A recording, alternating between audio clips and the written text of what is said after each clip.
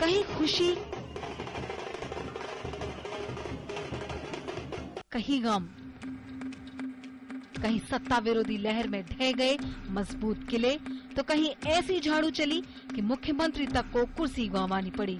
3 राज्यों में बीजेपी का कमल खिला तो कांग्रेस का हाथ खाली ही रहा।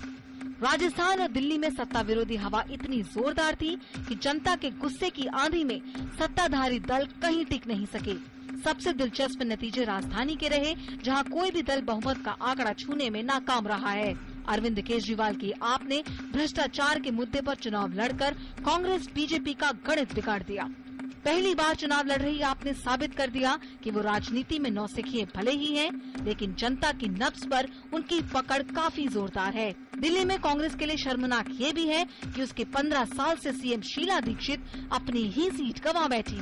राजस्थान में नतीजे अनुमानों के मुताबिक ही रहे। राजस्थान के लोगों ने सत्ता बदलने की परिपाटी का पालन तो किया, लेकिन कांग्रेस की इतनी बुरी हालत होगी ये शायद किसी ने नहीं सोचा होगा।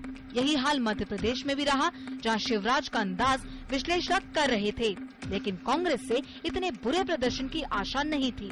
रही बात छत्तीसगढ़ की, तो मुकाबला बेहद कांटे का रहा। सहानुभूति के रथ पर सवार कांग्रेस ने बीजेपी को नाको चने चबवा दिए, लेकिन आखिरकार रमन सरकार तीसरी बार सत्ता में वापसी करने में कामयाब रही।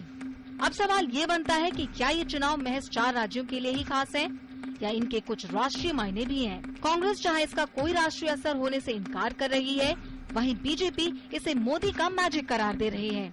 हालांकि राजनीतिक विश्लेषकों के बीच इन चुनावों को सेमीफाइनल कहने पर मतभेद है, लेकिन एक बात पर तो ये एक राय है ही कि इन नतीजों से देश के मिजाज का पता चलता है। कांग्रेस अब इस मिजाज को भांप चुकी है और समय रहते तमाम फैसलों के जरिए छवि बदलने का दावा कर रही है, लेकिन इस इरादे पर कितना अमल होगा ये कहना फिलहाल मुश्किल है। Bureau report, DD news.